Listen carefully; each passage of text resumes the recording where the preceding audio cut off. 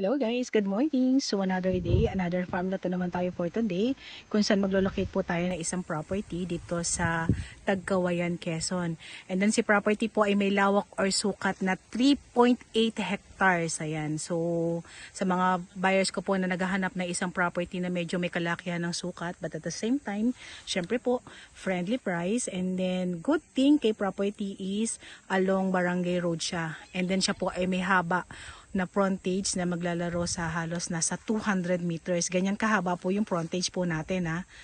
So, nandito na ako sa may pinaka loob ng area. So, bago tayo mag-vlog or magsimulang mag-ikot kay property, syempre po as always, paki-like, paki-share, and subscribe sa ating YouTube channel. And then, paki-pindot na rin po yung ating notification bell para lagi po tayo updated sa mga properties na i-offer po ng GFD Realty. Ano po?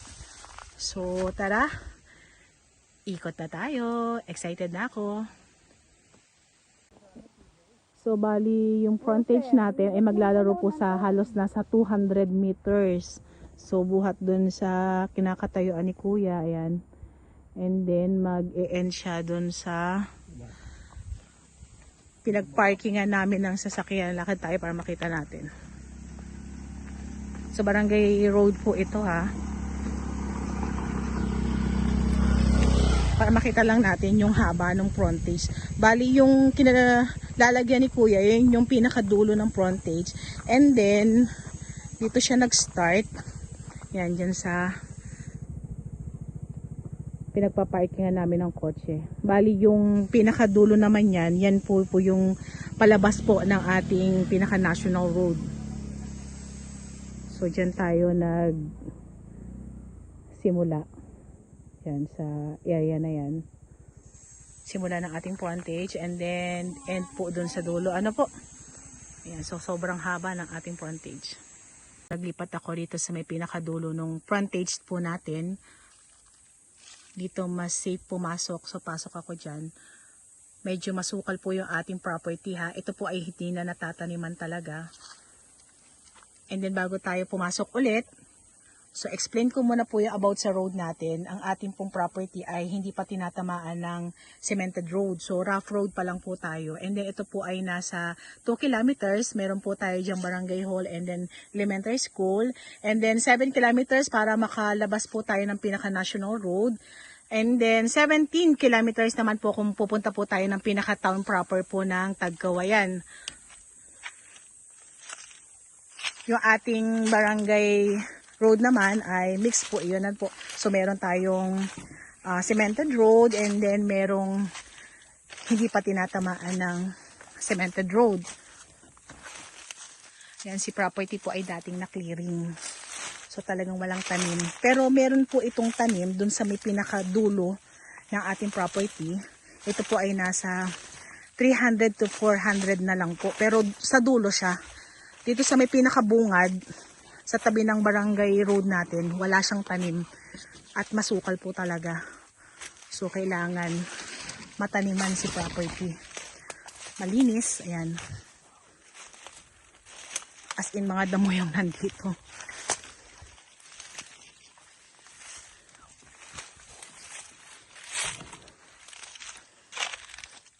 Ang taas ng damo. Mataas pa sa akin.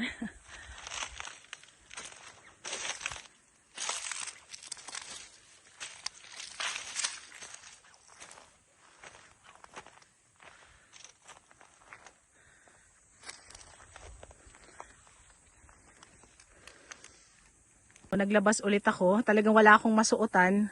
Dito ako pumasok. Hanggang dito lang ako sa may part na to. Talagang cannot be. Ayan, pakita ko muna po sa inyo yung harapan ni property kung gaano kasukal. Kaya hindi ako makapasok-pasok. Kaya naghahanap ako ng way or yung safe na way para makita natin yung pinakaloob niya. Ano po?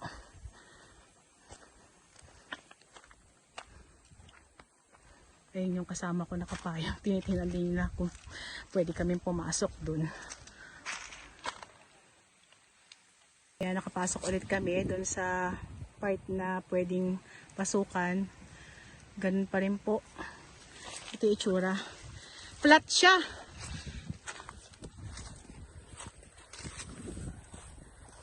Ang ganda ng pagkalupa niya and then ang ganda ng view niya. Oh. Kaya lang talagang wala tayong makikita halos kasi yung sukal niya, yan mga ganitong klase ng halaman yung tumubo. Pero wala po siyang damo. Pero yung tumubo sa kanya mga ganyan.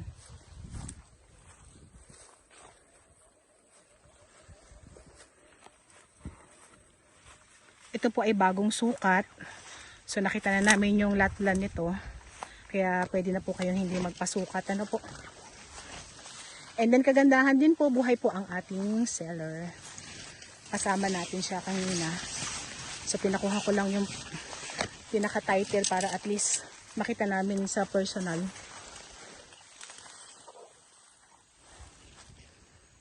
Ganda ng view. Nakalabas ulit tayo. Dito tayo galing. Yan. Labas ulit tayo para hanap ulit tayo ng ibang mapapasukan. So mahaba naman yung frontage. Kaya na iisa-isa natin yung pwede natin pasukan. Ayan po. Ganito po kasukal yung pinakaharap niya. Oh.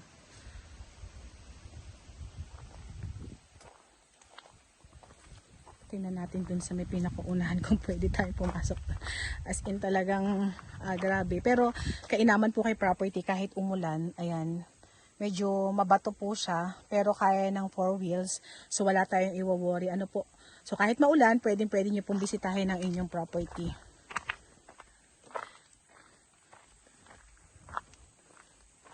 Nabot kami ng init. Ayan. So si property po ay merong nakapaloob na sapa. Ayan, ganda ng source ng tubig niya. Oh. So kung kayo po ay magpapatanim, ayan, mag-aalaga ng mga hayop, meron po tayong pagkukuhanan ng ating katubigan.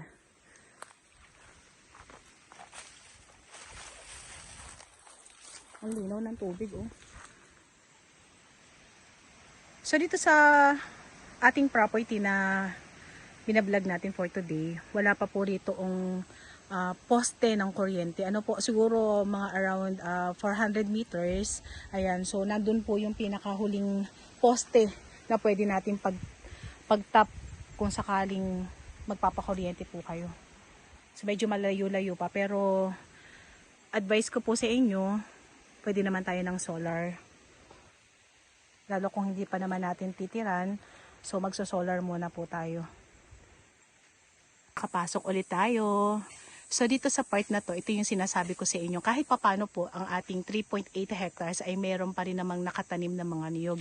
Even dun sa part na pinasok natin ay talagang totally wala. So dito sa may pinakaunahan ng ating frontage, dito naman kasi kami umikot. So ito na yung part na may mga tanim na niyog. Pero still, masukal pa rin. Pero kagandahan ng lupa niya, okay siya, flat, and then merong konting slope, pero I think mas higit yung flat area po niya. Ano po, lalo-lalo na dun sa may pinaka harap ng ating barangay road. Yun po ay talagang kapantayan ng ating barangay road. Kainaman po kasi dito sa mga ganitong klaseng property, tabi ng barangay road, at least pagbaba nyo ng sasakyan, property na agad.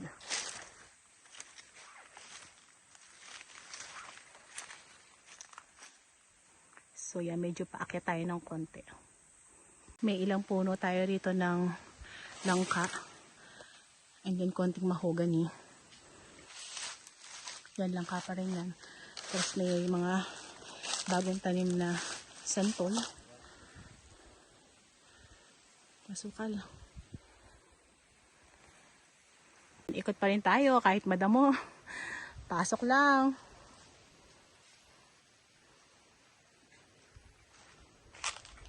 In fairness, maganda rin naman po si property.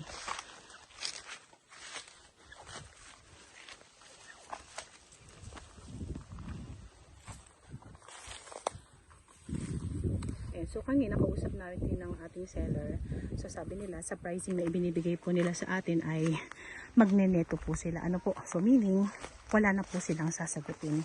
So sagot po ng ating buyers ang ating capital gain tax, transfer, and then dito sale.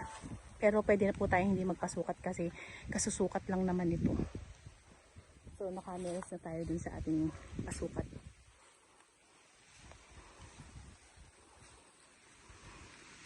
So ikot pa rin tayo habang nag-iikot tayo. Yung mga dinadaanan natin hinahawan nung aming kasama. So ganun kasukal yung property, ano po. At least alam nyo, may idea kayo. Pero kami naman po dito sa GFD Realty, nag-assist po kami ng mga buyers po natin na gustong bumili po sa atin ng mga farmland na medyo mas sukal. So kami po yung nag-assist para kung paano nila ipapalinis po ang kanilang farm, ano po. And then pati na rin po pagtatanim, yan, pwede namin kayong i-assist. And then sa transfer, pwede rin naman po. Maraming ulingin. So ayan, lalabas ulit tayo kay property. Hanap na naman tayo ng pwede natin ulit pasukan. Hindi man natin maikot yung kabuuan ng lupa dahil sobrang sukal. At least may idea po ako kung ano yung tayo nung pinakakalupaan po niya. Ano po? So tayo po ay merong halos nasa 60% na flat kung saan katabihan ng ating barangay road, and then another 30% po na gradual slope, konting-konti lang naman po, ano, and then meron tayong 10% na medyo papataas. So ito yung nilalakaran ko, kaya meron tayong overlooking sa ating property.